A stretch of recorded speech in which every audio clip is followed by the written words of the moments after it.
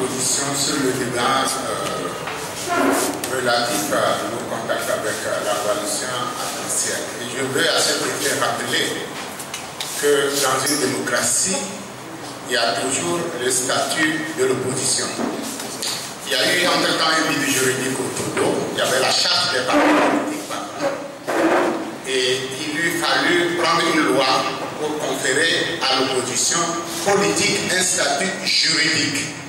Cette question a été réglée par la loi. Notre loi institue un statut juridique à l'opposition et donc au chef de l'opposition. Je pense que sur ce point, qu'on le veuille ou pas, ce n'est pas aussi des mécanismes démocratiques, rationnels et politiques qu'on détermine celui qui est le chef de l'opposition. Il n'y a pas un examen pour désigner celui qui est le chef de l'opposition. C'est le peuple qui le reconnaît à celui qui est le chef de l'opposition. Et le chef de l'opposition a un certain nombre de responsabilités. Sinon, son statut n'aurait pas été défini. Il doit prendre des initiatives politiques dans le pays. Et ces initiatives ne sont pas soumises à une censure quelconque, même de la coalition politique à laquelle il appartient dans l'opposition. Parce que c'est sa responsabilité de chef d'opposition de prendre des initiatives et des responsabilités sur des sujets d'intérêt politique et d'intérêt commun. Alors, il ne faut pas que le débat politique au Togo soit réduit à une forme de guerre entre deux coalitions de l'opposition.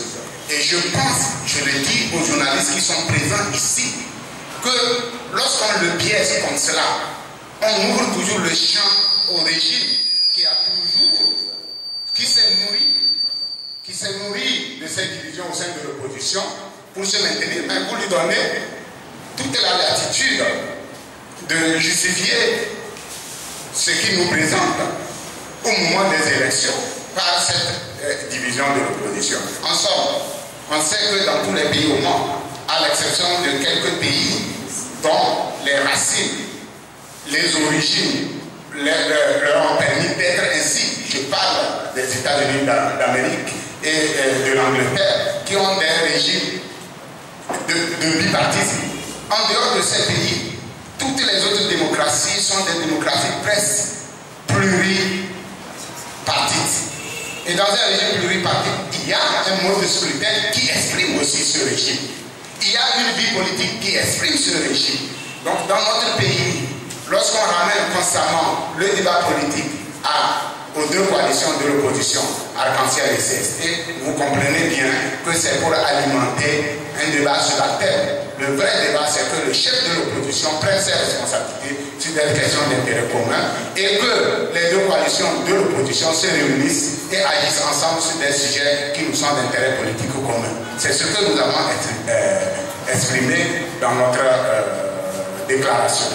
Ensuite, en ce qui concerne le débat, et je félicite le professeur et Maître Gabon pour cela, parce qu'on oublie assez vite que le Togo a déjà fait l'expérience de modification constitutionnelle.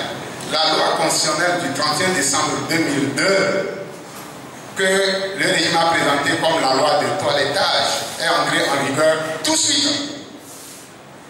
Elle a permis au moins au président Eyadema de se représenter en juin 2003.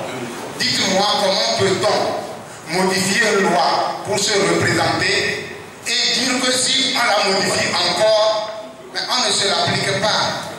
Dites-moi, là, au moins pour celui qui n'est même pas allé à l'école, ce n'est pas un débat de juriste, c'est un débat le plus limpide et le plus évident possible sur cette question fondamentale. Et vous comprenez pourquoi il y a l'atermoiement du régime fort. Parce que le régime fort est venu dans la continuité de la modification constitutionnelle du 31 décembre 2002. Aujourd'hui, il est assis cela comme un héritage et un acquis politique. Lorsqu'il y a lieu de procéder aux réformes constitutionnelles, on voit à chaque fois qu'on essaie d'introduire des arguments liés au temps et à d'autres choses pour ne jamais les opérer.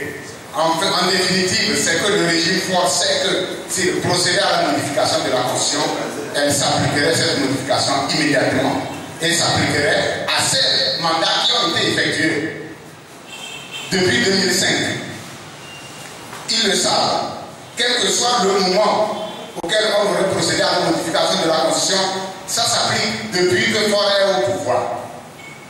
Voilà la portée juridique.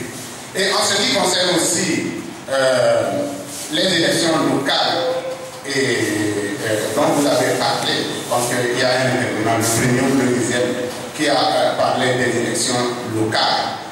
Et vous savez que il a été appelé dans notre plateforme que c'est un engagement constamment pris par le régime politique au Togo. Accord cadre de Lomé en 1999, les 22 engagements, parce que c'était l'un des engagements phares des 22 engagements. Et c'était dit dans l'engagement, je pense que c'est l'engagement numéro 3, que l'organisation des élections locales sans délai, c'est-à-dire ça faisait partie d'un engagement à mettre en œuvre tout de suite. Voilà, après le dialogue, c'était le délai d'un mois. Et puis il y a notre constitution qui oblige le régime à procéder à la mise en place des assemblées locales. Vous savez, avant de mettre en place les délégations spéciales, il était question de trouver le fondement juridique.